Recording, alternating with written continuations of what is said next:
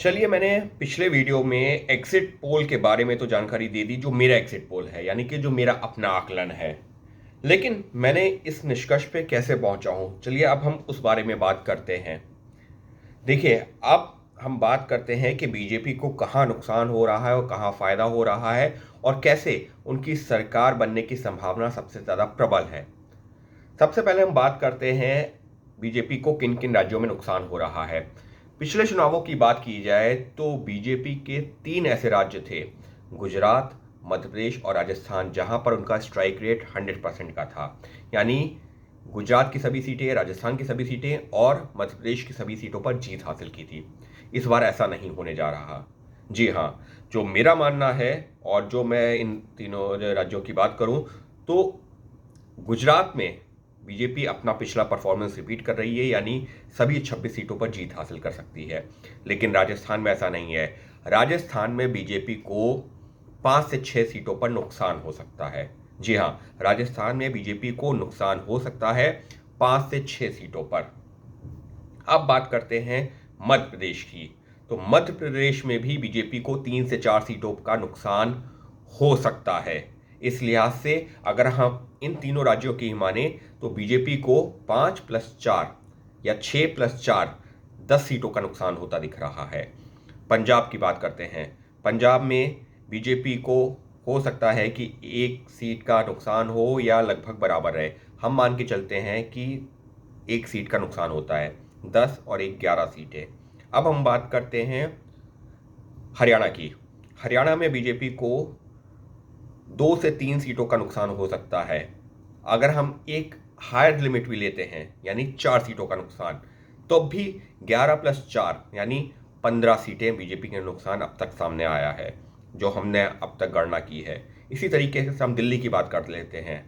दिल्ली में मान लीजिए कि बीजेपी को 2 सीटों का नुकसान हो रहा है। साथ ही 5 ही जीतेगी, 2 हारती है। तो 15+2 17 सीटों का नुकसान यहाँ पर हो रहा है। अब हम बढ़ते हैं बिहार की तरफ।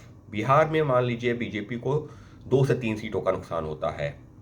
तो 17+3 20 सीटों का नुकसान बीजेपी को इन राज्यों में हुआ। अब हम बात करते हैं कर्नाटक की। कर्नाटक में आप मान लीजिए बीजेपी को 7 से 8 सीटों का नुकसान होता है। 8 सीटों का 20+8 28 सीटों का नुकसान यहाँ पर होता है। अब हम बात करते हैं महाराष्ट्र की। महाराष्ट्र में बीजेपी को, हम सिर्फ बीजेपी की बात कर रहे हैं, एनडीए की बात नहीं कर रहे हैं, बीजेपी को अपने आप 4 सीटों का नुकसान होता है। 28+4 32। तो ये वो राज्य हुए जहां पर बीजेपी को नुकसान होता हुआ नजर आ रहा है।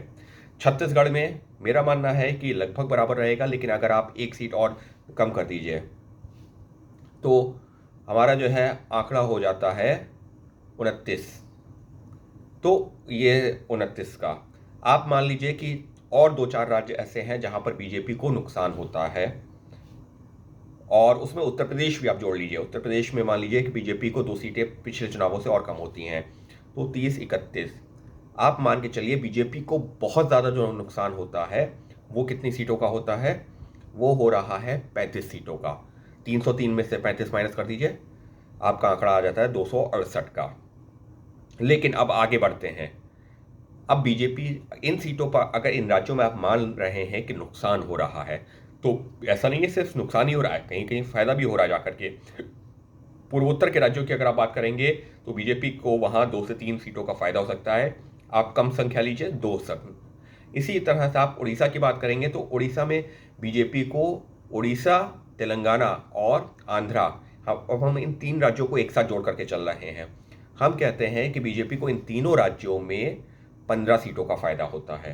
हालांकि ज़्यादा होगा, लेकिन 15 आप सीटें लेकर चलिए। तो 15 सीटें, 15 प्लस हमने जोड़ी थी वो पूर्वोत्तर राज्यों की 2 सीटें, 17।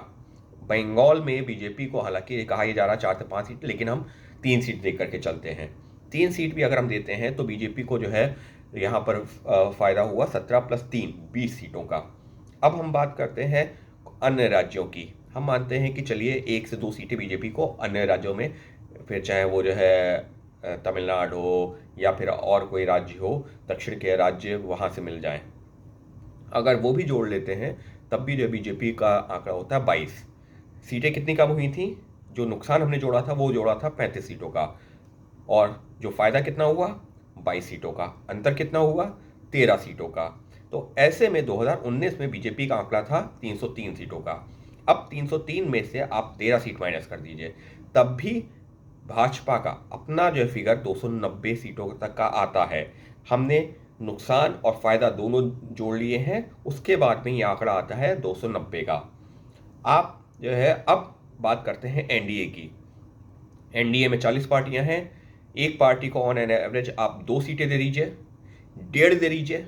अगर हम जो है वैसे तो 2 दे करके चल रहे हैं, अगर अच्छे सिनेरियो होगा तो 2.5 तक भी हो जाता है, लेकिन अगर आप 1.5 पे भी जाते हैं यानी कि 20 पार्टियों को 1.5 सीट पर 1.5 सीट के हिसाब से आपका आंकड़ा आता है 30 सीटें। तो फिर भी 320 का आंकड़ा पहुंचता है। और अगर आप ऑन एन एवरेज 2 सीटें देते हैं, 2 मैं इस वजह से कह रहा हूं क्योंकि नीतीश कुमार हैं, 2 सीटें नहीं जीतेंगे, ज़्यादा जीतेंगे। शिंदे वहाँ पर महाराष्ट्र में वो ज़्यादा जीतेंगे, इसी तरीके से चंद्रबाबू नायडू ज़्यादा जीतेंगे, पवन कल्याण वो जो हालांकि कुछ ही सीटों पर लड़ रहे हैं लेकिन उनकी भी स्थिति ठीक है। इसी तरीके से जो है अजीत पवार वो ज़्यादा सीटें जीतेंगे। यहाँ पर यूपी में अनुप्रिया और ये छोटी छोटी पार्टी हैं वो अपनी एक एक आधी सीट जो है जीत लेंगे। तो अगर हम बात करते हैं ऑन एन एवरेज का, तो आप 2 सीट अगर दे के चलते हैं तो आंकड़ा 330, और अगर 1.5 सीट दे के चलते हैं एनडीए की पार्टियों को तो आंकड़ा 320।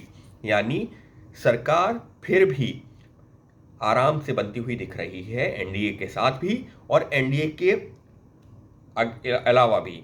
और बस इतना अंतर ज़रूर आएगा कि 2014 में जो 282 सीटें थी और 2019 में जो 303 सीटें हैं उनके बीच का आंकड़ा आएगा, क्योंकि इसमें कोई दो राय नहीं है कि ऐसी कोई लहर नहीं थी। लेकिन ये भी एक सच है कि बीजेपी ने उसी तरह से तैयारी की हुई थी, उसको भी अंदाज़ा था कि वो कई राज्यों में जो जहां उनका स्ट्रांग होल्ड रहा है वहां कमज़ोर पड़ सकते हैं, और उसी के चलते उन्होंने अन्य राज्यों पर फोकस किया था और वहां से उनको कुछ रिटर्न भी मिला है। और इसी वजह से बीजेपी और एनडीए के जो ये वाली सरकार है, गठबंधन वाली सरकार, वो पूर्ण बहुमत के साथ में सत्ता में आती एक बार फिर से नजर आ रही है। तो ये तो हुआ मेरा आकलन। अब आप भी अपना आकलन बता सकते हैं कि आपकी क्या राय है। हालांकि इसमें एक बड़ा राज्य है यूपी, जिसको लेकर के बीजेपी की तरफ से बहुत दावे किए जा रहे थे कि 70-75 पार कर जाएंगे, लेकिन अभी तक का जो जितना मैं यहाँ पर रहा हूँ, अभी भी बनारस में जो है कई दिन बिता के आया हूँ, तो मेरा जो है यही मानना है कि यूपी में बीजेपी का जो पिछला परफॉर्मेंस था, मुमकिन है उसी से 2 सीटें कम या 2 सीटें ज़्यादा हो। तो फिर वही मैं दोहरा रहा हूँ, ये मेरा आकलन है। आपका क्या आकलन है? आप भी अपना आकलन साझा कर सकते हैं, क्योंकि उससे मुझे भी समझने में ये मदद मिलेगी कि आखिर अगर मेरा आकलन ये गलत जा रहा है तो क्यों, या सही हो सकता है तो क्यों। और बाकी तो 4 जून को आ ही जाएंगे फाइनल नतीजे, तब हम लोग फिर एक बार चर्चा कर सकते हैं। लेकिन ये है मेरा एग्जिट पोल या मेरा आकलन, यानी माई एग्जिट पोल। आप बने रहिए, कोशिश करूँगा कुछ और जो पहलू हैं इन चुनावों से जुड़े हुए और नतीजों से पहले मेरा क्या आकलन है वो आपके सामने ऐसे वीडियो के माध्यम से रखता रहूँ।